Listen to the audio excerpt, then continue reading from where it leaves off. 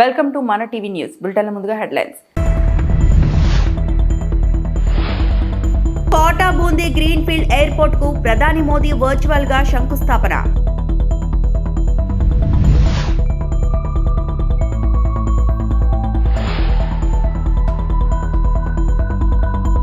Raisina dialogue 2026 సదస్సులో AP CM Chandrababu Naidu కీలక ప్రసంగం.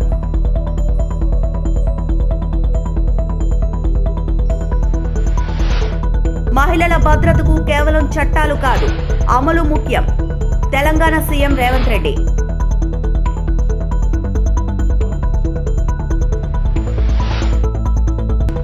అంతర్జాతీయ మహిళా దినోత్సవంలో పాల్గొన్న మాజీ మంత్రి కేటీఆర్.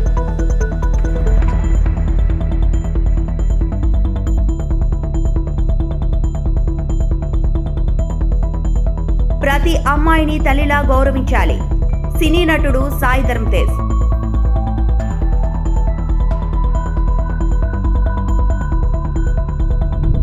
రాజస్థాన్ రాష్ట్రంలో కోటా విమానాశ్రయానికి శంకుస్థాపన కార్యక్రమంలో వర్చువల్ గా పాల్గొని ప్రసంగించారు. ఈ కార్యక్రమం కోటా నగర్ లో నిర్వహించబడింది. దేశంలోని మౌలిక సదుపాయాల అభివృద్ధిలో భాగంగా ఈ కొత్త విమానాశ్రయ నిర్మాణానికి కేంద్ర ప్రభుత్వం శ్రీకారం చుట్టింది. ఈ సందర్భంగా ప్రధాని మోదీ మాట్లాడుతూ దేశవ్యాప్తంగా విమానయాన రంగాన్ని విస్తరించేందుకు ప్రభుత్వం అనేక చర్యలు తీసుకుంటుందని తెలిపారు.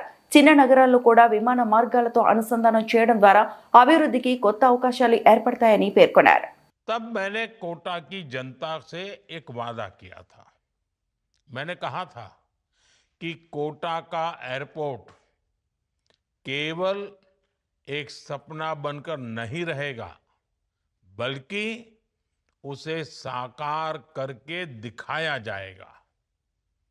आज मुझे प्रसन्नता है कि वो क्षण आ गया है जब कोटा एयरपोर्ट के निर्माण का काम शुरू होने जा रहा है.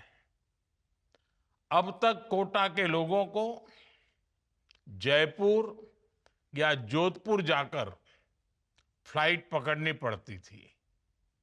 इसमें काफी समय भी लगता था और असुविधा भी होती थी. अब यह स्थिति बदलने जा रही है. जब यह एयरपोर्ट शुरू होगा तो कोटा समेत आसपास के पूरे इलाका में यात्रा भी आसान होगी और व्यापार भी तेजी से बढ़ेगा. साथियों, कोटा केवल शिक्षा का ही नहीं बल्कि ऊर्जा का भी एक बड़ा केंद्र है. कोटा वह अनूठा क्षेत्र है जहां न्यूक्लियर हो, कोयला आधारित हो, गैस और पानी हो, ऊर्जा के लगभग सभी स्रोतों से बिजली का उत्पादन होता है. हाड़ौती की इस धरती अपनी धरोहरों के लिए भी उतनी ही प्रसिद्ध है. कोटा कचौरी का जायका, कोटा डोरिया साड़ी, इसके साथ साथ कोटा स्टोन और విదేశాంగ మంత్రి ఎస్ జయశంకర్ చేసిన ఒక సరదా వ్యాఖ్య ఇటీవల అంతర్జాతీయ వేదికపై అందరినీ ఆకట్టుకుంది. ఇరాన్ కు చెందిన ఓ నౌక ఇండియన్ ఓషన్ లో కనిపించిన అంశంపై ప్రశ్న వచ్చినప్పుడు జయశంకర్ ఇచ్చిన వన్ లైనర్ అక్కడ ఉన్నవారిని నవ్వుల్లో ముంచెత్తింది. ఈ సందర్భంగా జయశంకర్ మాట్లాడుతూ ఇండియన్ ఓషన్ లో కనిపించే ప్రతి నౌక గురించి మేము ఎప్పుడూ అప్రమత్తంగా ఉంటాం. అది ఎవరైనా సరే పరిస్థితి జాగ్రత్తగా గమనిస్తామని సరదాగా వ్యాఖ్యానించారు. ఆయన చెప్పిన ఈ ఒక లైన్ కు సభలో ఉన్నవారు చప్పట్లు కొడుతూ నవ్వులు పూయించారు. ఇటీవల కాలంలో ఇండో పెసిఫిక్ ప్రాంతాల్లో సముద్ర భద్రత, వాణిజ్య మార్గాల రక్షణ, వివిధ దేశాల నౌకల చలనం వంటి అంశాలు ప్రపంచవ్యాప్తంగా చర్చనీయాంశంగా మారాయి. ఈ నేపథ్యంలో భారతదేశం సముద్ర భద్రతపై అప్రమత్తంగా ఉందని జయశంకర్ వ్యాఖ్యల ద్వారా మరోసారి స్పష్టమైంది. అంతర్జాతీయ వ్యవహారాలపై గంభీరంగా మాట్లాడే జయశంకర్ ఈసారి సరదా వ్యాఖ్యలతో సభలో నవ్వులు పూయించడంతో పాటు భారత్ సముద్ర భద్రతపై ఎంత అప్రమత్తంగా ఉందో కూడా తెలియజేశారు. Well, I too support UNCLOS and international law. So I don't want you to have any doubt on that score. But having said that, look, here's the situation. You had these ships. And we got a message from the Iranian side that one of the ships, which presumably was closest to us, to our waters at that point of time, wanted to come in to our port. They were reporting that they were having problems. So my recollection is this was on the 28th. And on the 1st, we said, okay, you can come in. It took them a few days to sail in. Then they docked in Kochi. The ship is there. Obviously, the people on the ship, a lot of them were young cadets, that is my understanding. They have disembarked. They are in a nearby facility. So we viewed this, look, this ship, or these ships, because there were two others as well. I mean, when they set out and came here, the situation was totally different. They were coming in for a fleet review, and then they got, in a way, caught on the wrong side of events.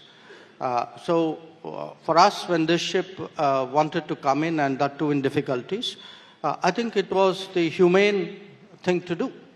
I think we were guided by that principle. And in a sense of the other ships, one obviously had a similar situation in Sri Lanka, and they took the decision which they did, and one unfortunately didn't make it. I think where we really approached it from the point of view of, in a sense, of humanity, of other than, whatever the legal issues were. And I think we did the right thing. Right. And I understand India did the best that could have been done under the circumstances, but the criticism is that this happened in India's, and I'm quoting, backyard. And this is, we've said in the past that the Indian Ocean is in the Indian Ocean.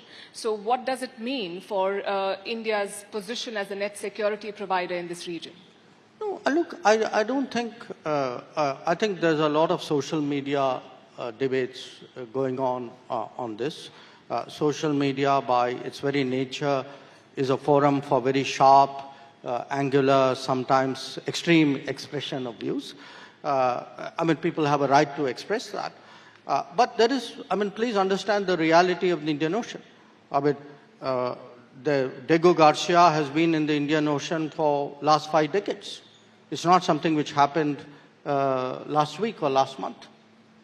There are other, Djibouti. The fact there are foreign forces based in Djibouti happened in the early first decade of this century. Hambantota came up during this period. So the idea that, somehow the Indian Ocean is limited to only the... rise in our dialogue 2026 సదస్సులో ఆంధ్రప్రదేశ్ ముఖ్యమంత్రి నారా చంద్రబాబు నాయుడు పాల్గొని కీలక అంశాలపై తన అభిప్రాయాలను వెల్లడించారు. ఈ అంతర్జాతీయ సదస్సు న్యూఢిల్లీలో నిర్వహించబడింది. ప్రపంచంలోని పలు దేశాల నాయకులు, విదేశాంగ నిపుణులు, విధాన నిర్ణేతలు, పరిశోధకులు ఈ కార్యక్రమంలో పాల్గొన్నారు. ఈ సందర్భంగా ముఖ్యమంత్రి చంద్రబాబు నాయుడు మాట్లాడారు. India is moving very fast. And also now it is an amazing time. Technology is matured. Originally, I know very well, around 1995, when I started promoting technology, we had a big problem. Even we didn't have at that time proper bandwidth. Then I used to promote technology, and also deregulation of telecommunication sector has been happened. That was the beginning. And India has taken first mover advantage. Today in knowledge economy, we are leading the global community. Around 57 to 60% of GCCs are located in India. I am confident one day it will reach 75%. That is the strength of India. By leveraging all these things, as on today, if you see IT revolution, because of IT revolution, Indians are earning highest per capita income all over the world. Among Indians, 35% are Telugu community. I am proud of it. That is how first more advantage will come. Now, recently our Prime Minister has constituted a committee for digital currency. I headed that committee. I had a very good exposure now. Our UPI is the best in the world, but so many people are asking for assistance for UPI also. Now, things are happening. In Andhra Pradesh, first time, Google is investing $15 billion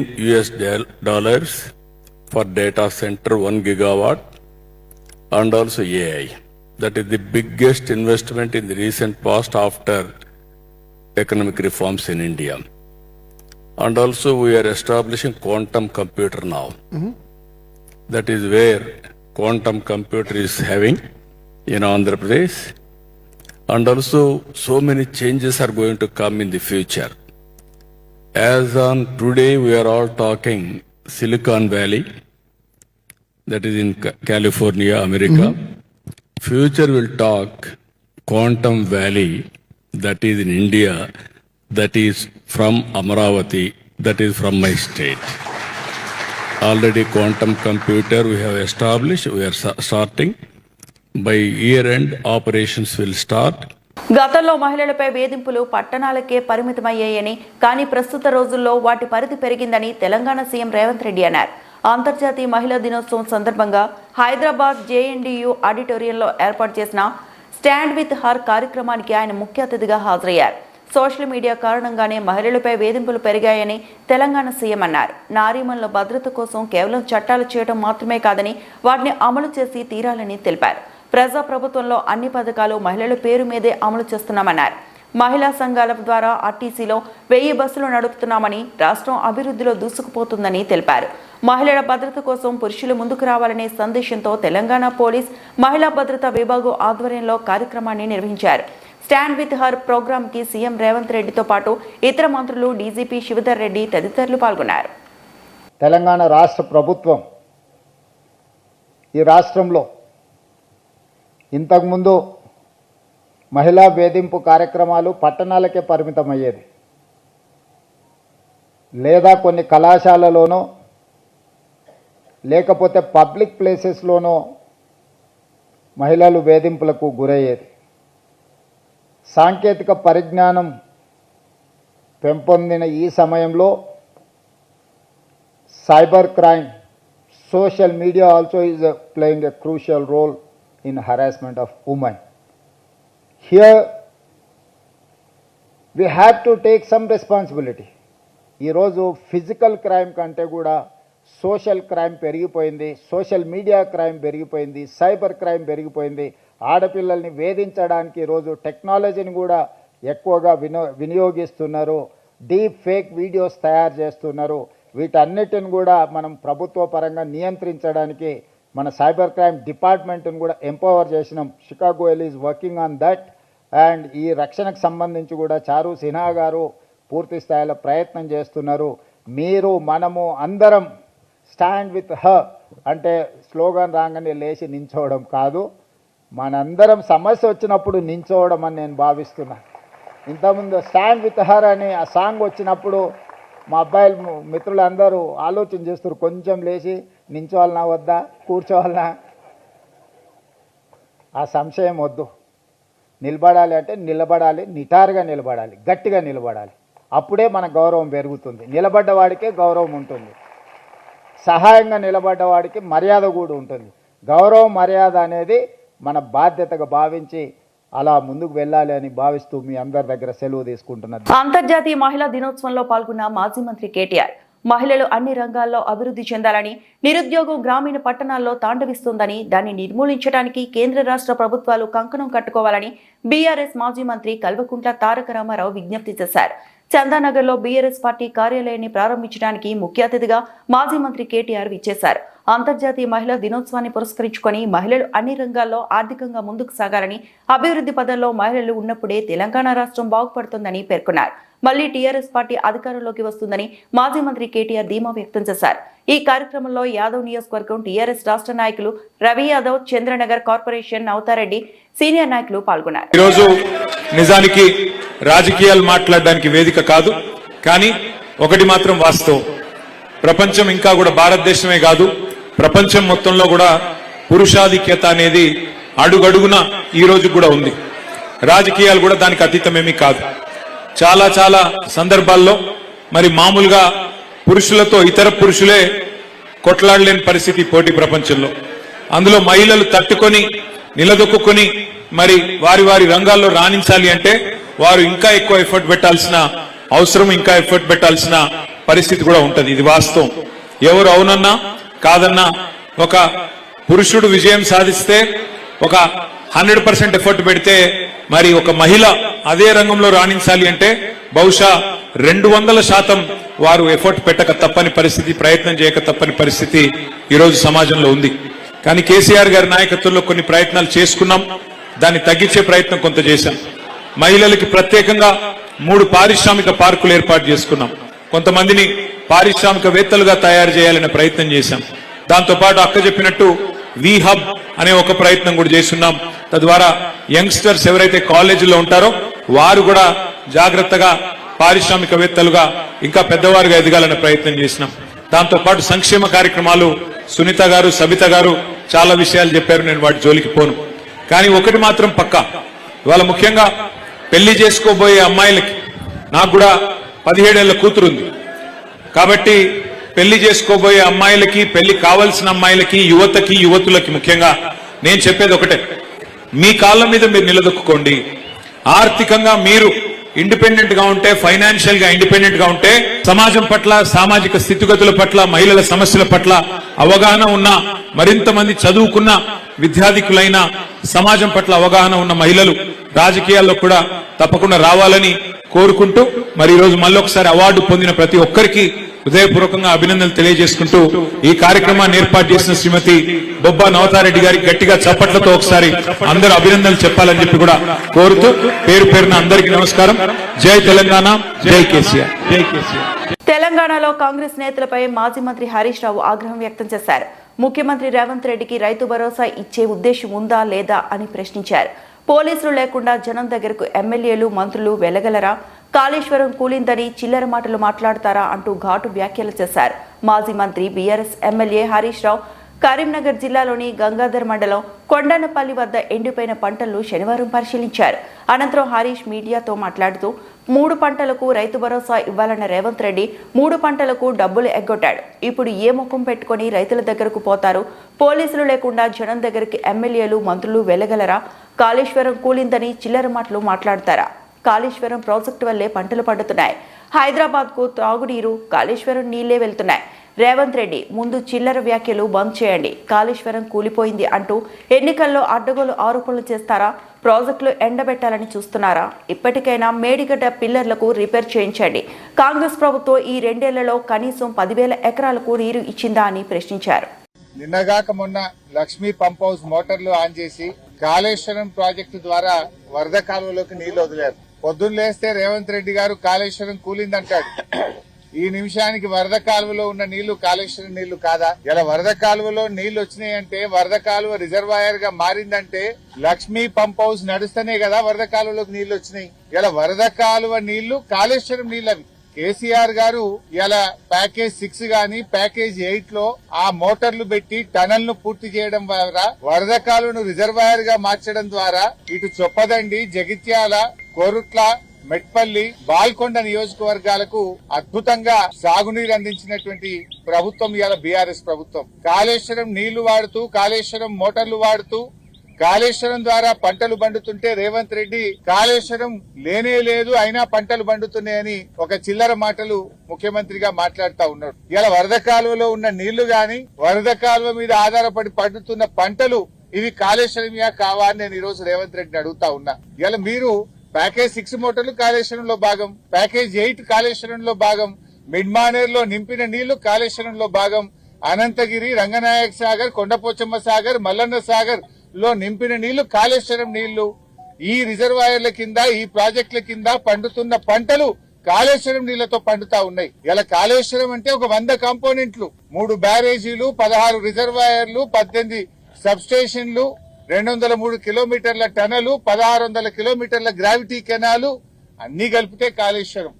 ఇవన్నిటి కూడా నడుస్తా ఉన్నాయి. వాటి కింద బంగాళంలో పంటలు పండుతా ఉన్నాయి. కానీ నువ్వు ఇవాళ కాళేశ్వరం లేకుండానే వరి పంట దేశంలో అత్యధిక పండించిన అని చెప్పి మాట్లాడుతా ఉన్నావు. ఇది నీ ప్రభుత్వం రాకముందే చరిత్ర తిరగరాసింది బీఆర్ఎస్ ప్రభుత్వం. 2022 సంవత్సరంలోనే దేశంలో అత్యధిక వరి పండించే రాష్ట్రంగా ఈ తెలంగాణను మలిచిందే బీఆర్ఎస్ ప్రభుత్వం, నువ్వు కాదు. నువ్వు వచ్చిన తర్వాత ఓ చెక్ డ్యాం కట్టింది లేదు, ఓ చెరువు కట్టింది లేదు, నువ్వు ఒక ప్రాజెక్టు కట్టింది లేదు. ఇలా కాళేశ్వరం ప్రాజెక్టుకు గత 2.5 సంవత్సరాల్లో నువ్వు 2 రూపాయలు కూడా ఇస్తలేవు. కాలువలు తవ్వితే ఇంకో 10 లక్షల ఎకరాలకు నీళ్లు పోవడానికి సిస్టమ్ అంతా రెడీగా ఉంది. రిజర్వాయర్లు అయిపోయినాయి, టనెల్లు అయిపోయినాయి, మెయిన్ కెనాల్ అయిపోయినాయి. నువ్వు చేయవలసిందల్లా కూడా చిన్న చిన్న పిల్ల కాలువలు, పంట కాలువలు తవ్వడం ద్వారా లక్షల ఎకరాలకు నీళ్లు ఇచ్చే అవకాశం ఉంది. కానీ అది చెయ్యకుండా ఇవాళ బీఆర్ఎస్ నాయకుల మీద పగబట్టినవు, కాళేశ్వరం ప్రాజెక్టు మీద కక్ష కట్టి ఇలా రైతులను ఇబ్బంది పెడతా ఉన్నావు. కొద్ది ఖర్చుతో కాళేశ్వరం ప్రాజెక్టు కింద లక్షలాది ఎకరాలకు ఇలా పంట పండేటువంటి అవకాశం ఉంది. ఇవాళ ఇప్పటికైనా పిచ్చి కూతలు మానుకో. ఇలా మెదక్ జిల్లాలో గాని, సిద్దిపేటలో గాని, ఇటు కరీంనగర్ జిల్లా గాని, అటు సిరిసిల్ల జిల్లా గాని, అటు హుజూరాబాద్ ప్రాంతంలో గాని ఇవన్నీ కూడా కాళేశ్వరం కింద పండుతున్న పంటలు. కానీ నువ్వు కాళేశ్వరం లేకుండా పండిందని కొంతమంది మంత్రులు, ముఖ్యమంత్రి గారు పదే అబద్దాలు వల్లవేస్తున్నారు. అసలు అద్భుతంగా ఈ కరీంనగర్ జిల్లాను తీర్చిదిద్దింది బీఆర్ఎస్ ప్రభుత్వం. ఎల్లంపల్లి ప్రాజెక్టు మీ హయాంలో పూర్తి కాలే. ఎల్లంపల్లి ప్రాజెక్టుకు 2052 కోట్లు బీఆర్ఎస్ ప్రభుత్వం ఖర్చు పెట్టి ఎల్లంపల్లి ప్రాజెక్టును పూర్తి చేసినాం. మేము వచ్చినాడు కనీసం ఎల్లంపల్లిలో పూర్తి నీళ్లు నింపలే. రాయపట్నం బ్రిడ్జి మేం కట్టినాం, 12,000 R&R ఇండ్లు మేం కట్టినాం, భూసేకరణ మేం పూర్తి చేసి 20 టీఎంసీలను ఎల్లంపల్లి ప్రాజెక్టులో 2016లో బీఆర్ఎస్ ప్రభుత్వం చేసింది. గంజాయి మత్తు పదార్థాలకు యువత బానిసే, జీవితం పాడు చేసుకోవద్దు. పాల్కొండ డీఎస్పీ రాంబాబు. కురుపాం రెల్లి వీధి, డప్పు వీధి, డొడక వీధిలో డీఎస్పీ రాంబాబు ఆధ్వర్యంలో ముమ్మరంగా కార్డన్ సెర్చ్ నిర్వహించిన పోలీసులు. పార్వతీపురం మన్యం జిల్లా ఎస్పీ మాధవరెడ్డి ఆదేశాల మేరకు పాలకొండ డీఎస్పీ రాంబాబు ఆధ్వర్యంలో కురుపాం రెల్లి వీధి, డప్పు వీధి, దొనక వీధిలో కార్డన్ సెర్చ్ నిర్వహించి యువతకు, ప్రజలకు గంజాయి మత్తు పదార్థాల వల్ల కలిగే నష్టంపై అవగాహన కల్పించిన పోలీసులు 12 ద్విచక్ర వాహనాలు, 1 ఆటో రికార్డులు పరిశీలించారు. ఈ కార్యక్రమంలో ఎల్విన్పేట, చిన్నమేరంగి సీఐలు హరి, తిరుపతిరావు, ఎస్ఐలు నారాయణరావు, శివప్రసాద్, అనీష్, నీలకంఠరావు, ప్రసాద్, షణ్ముఖరావు, ఫక్రుద్దీన్ తదితరులు పాల్గొన్నారు. సోదరులందరూ కూడా ఈరోజు మెగా కార్డన్ డే సందర్భంగా పాలకొండ సబ్ డివిజన్ లో కురుపాం పోలీస్ స్టేషన్ పరిధిలో టౌన్ లో కురుపాం గ్రామంలో ఈ దొనక వీధి, అలాగే ఎస్సీ వీధి, మాల వీధి ఏరియాస్ లో ఉన్న సమాచారం మేరకు గతంలో ఇక్కడ కొంత నాటుసారా ఇవన్నీ ఉండేయని చెప్పి దాని మీద ఈరోజు ఇక్కడ కార్డినెన్స్ చేయడం జరిగింది. మొత్తం సబ్ డివిజన్ స్టాఫ్ మొత్తం కలిసి ఇక్కడ చేయడం జరిగింది. ఇది అందులో భాగంగానే ఇక్కడ ప్రజలందరూ కూడా అంటే ప్రస్తుతానికి అయితే ఒక 12 వెహికల్స్, 1 ఆటో రికార్డ్స్ వెరిఫై చేయాల్సింది. అవి మనం రికార్డులు అయితే ప్రజెంట్ లేవు, అవి తీసుకొని అది వెరిఫై చేయాల్సింది. కదరి మెటీరియల్స్ ఏం దొరకలేదు. కానీ ఇక్కడ ఉన్న పబ్లిక్కి, ప్రజలకు అందరూ కూడా ఒక అవగాహన సదస్సులాగా పెట్టడం జరిగింది. ఈ గంజాయికి, మాదక ద్రవ్యాలకు దూరంగా ఉండాలి అనేది ముఖ్యంగా అవగాహన కల్పించే ఉద్దేశంతో చేసాం ఇది. అయితే ఈ ఏరియాలో గతంలో 1-2 పెడ్లర్స్ బయట వేరే చోట్ల కొన్ని కేసెస్ రిపోర్ట్ అయినాయి. అందువల్ల ఇక్కడ ముఖ్యంగా ఏదైనా దొరకవచ్చు అనే ఉద్దేశంతో ఇక్కడ కార్డినెన్స్ జరిగింది. మొత్తం ఎస్పీ గారు ఆదేశాల మేరకు, ఏగల ఐజీ గారు ఆదేశాల మేరకు ఈరోజు మెగా కార్డినెన్స్ సెర్చ్ ఇక్కడ కండక్ట్ చేయడం జరిగింది.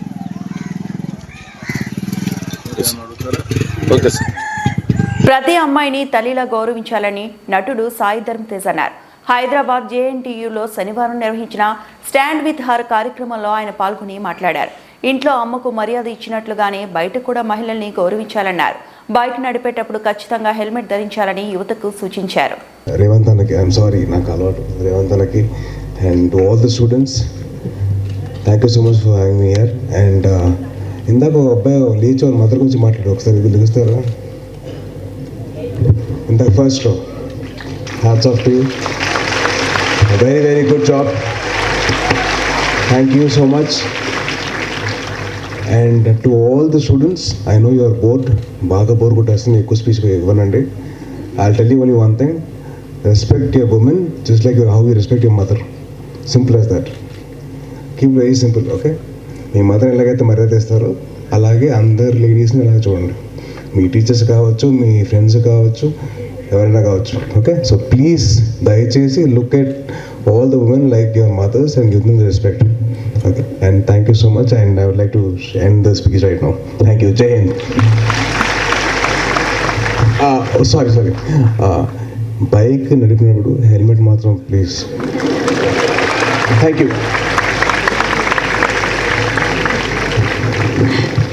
Thank you. Now we request Anantapuram జిల్లా తాడిపత్రి నియోజకవర్గ అభివృద్ధి తన ధ్యేయమని, తాను ఉన్నంత వరకు ప్రజలకు ఎలాంటి లోటు రాకుండా చూడటమే తన ముఖ్య ఉద్దేశమని మున్సిపల్ చైర్పర్సన్ జేసీ ప్రభాకర్ రెడ్డి తెలిపారు. అభివృద్ధి కోసం మరో ముందడుగు వేస్తూ ఆయన కుమారుడు ఎమ్మెల్యే జేసీ అశ్మిత్ రెడ్డి కలిసి ప్రత్యేక కార్యక్రమాన్ని చేపట్టారు. తాడిపత్రి పురపాలక సంఘ పరిధిలో వివిధ అభివృద్ధి పనులకు అవసరమైన హిటాచీ 140 యంత్రాన్ని సమకూర్చేందుకు తమ కుటుంబానికి చెందిన 7 మహిళలతో కలిసి ప్రియాంక చారిటబుల్ సొసైటీని ఏర్పాటు చేశారు. ఈ సొసైటీ ద్వారా కెనరా బ్యాంక్ తాడిపత్రి శాఖతో సంప్రదింపులు జరిపి యంత్రాన్ని కొనుగోలు చేశారు. ఈ కొనుగోలుకు బ్యాంకు ద్వారా 37,50,000 రూపాయల రుణం, అలాగే 12,50,000 రూపాయల సొంత నిధులు సమకూర్చి మొత్తం 50 లక్షల వ్యయంతో హుండై కన్స్ట్రక్షన్ ఎక్విప్మెంట్ సంస్థకు చెందిన హిటాచీ 140 యంత్రాన్ని కొనుగోలు చేశారు. ఈ మొత్తాన్ని ఈ రోజు కౌన్సిల్ సభ్యుల సమక్షంలో సొసైటీ అధ్యక్షులు, కార్యదర్శులు మరియు బ్యాంక్ సిబ్బంది కలిసి హిటాచీ కంపెనీ ప్రతినిధులకు డిమాండ్ డ్రాఫ్ట్ రూపంలో అందజేశారు. ఇంత త్వరగా రుణం మంజూరు చేసినందుకు కెనరా బ్యాంక్ యాజమాన్యానికి, సిబ్బందికి కౌన్సిల్ సభ్యులు మరియు మున్సిపల్ చైర్పర్సన్ జేసీ ప్రభాకర్ రెడ్డి కృతజ్ఞతలు తెలిపారు. ప్రజల సౌకర్యం కోసం అవసరమైన ఎటువంటి అభివృద్ధి పనులకైనా తాను ఎప్పుడూ ముందుండి పనిచేస్తానని జేసీ ప్రభాకర్ రెడ్డి తెలిపారు. తాడిపత్రి ప్రజలందరికీ నమస్కారం. జేసీ అశ్మిత్ రెడ్డి అన్న గారు శాసనసభ్యులుగా ప్రమాణ స్వీకారం చేసినప్పటి నుంచి మన తాడిపత్రి నియోజకవర్గంలో కానివ్వండి, పట్టణంలో కానివ్వండి, అనేక అభివృద్ధి కార్యక్రమాలకు శ్రీకారం చుడుతున్నారు. ఇది మీకందరికీ తెలిసిన విషయమే. ఇదంతా ఒక విజనరీ లీడర్ విజన్తో జేసీ ప్రభాకర్ రెడ్డి గారు మున్సిపాలిటీని ఏ విధంగా అభివృద్ధిని పరచాలో మనం గతంలో చూసాము. అదేవిధంగా ఈసారి కూడా అభివృద్ధి కార్యక్రమాలు చేపడుతున్నారు. ఈ అభివృద్ధి కార్యక్రమాలను చేపట్టాలంటే తగినంత మిషనరీ మన దగ్గర, మున్సిపాలిటీ దగ్గర లేదు. ముందు జేసీ ప్రభాకర్ రెడ్డి గారు గతంలో ఎమ్మెల్యేగా ఉన్నప్పుడు, శాసనసభ్యులుగా ఉన్నప్పుడు 2 హిటాచీలు, అదేవిధంగా ఒక స్కై ల్యాడరు, ఇంకా అనేక వాహనాలను వాళ్ళు మున్సిపాలిటీకి సమకూర్చిన్నారు. కానీ అవి ఈ జనరేషన్కు పనికిరావు, ఇప్పటికి కొంచెం రిపేర్లో ఉన్నాయి. కావున ఈ అభివృద్ధి కార్యక్రమాలకు మనకు అవసరమైన బండ్లను బాడుగకు తీసుకుంటే ఆ బాడుగ మన మున్సిపాలిటీకి బర్డెన్ అవుతుందనే ఉద్దేశంతో చాలా చక్కగా ఆలోచించి మనం సొంతంగా ఒక వాహనాన్ని తీసుకుందాం మున్సిపాలిటీకి అనే ఉద్దేశంతో ప్రియాంక చారిటబుల్ సొసైటీని ఒకటి ఏర్పరిచి 7 మంది సభ్యులతో ఒక సొసైటీని ఏర్పాటు చేసి మన కెనరా బ్యాంకు మేనేజర్ వారిని కలిసి ఆ కెనరా బ్యాంకు ద్వారా ఒక లోను తీసుకొని దాదాపు 50 లక్షల లోన్ తీసుకొని హిటాచీ హ్యుండై వారి అత్యాధునికమైన హిటాచీ 140ని మన మున్సిపాలిటీకి తీసుకోవడం జరుగుతుంది. ముఖ్యంగా మా కెనరా బ్యాంక్ మేనేజర్ వారికి ధన్యవాదాలు తెలుపుకుంటాను సార్. చాలా తొందరగా మీరు లోన్ శాంక్షన్ చేసిన దానికి. అదేవిధంగా ఆ లోన్ ఇప్పుడే మనం చూసాం, చెక్కు అందించడం జరిగింది సొసైటీ వారికి. సభ్యురాలు ఇల్లే. వీరి ద్వారా మళ్ళా మనం హ్యుండై సేల్స్ మేనేజర్ గారికి కూడా చెక్ అందించడం జరిగింది.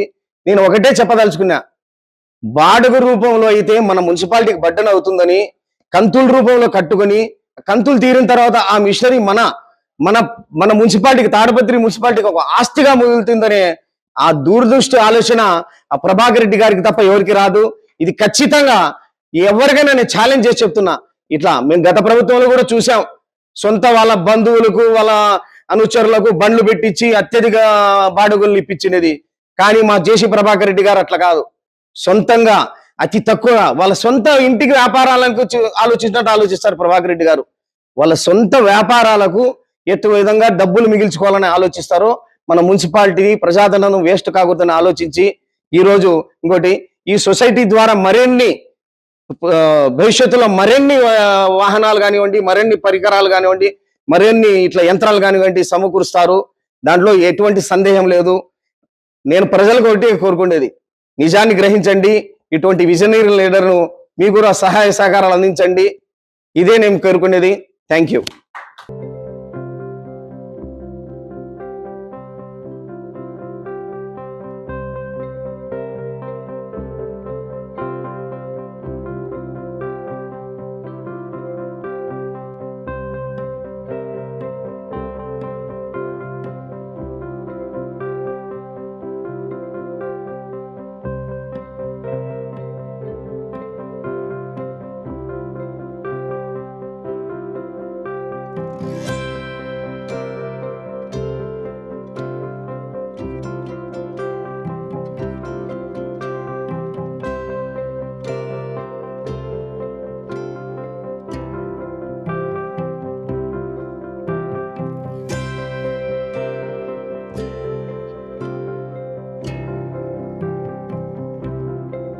ఈ వార్తలు ఇంతటితో సమాప్తం.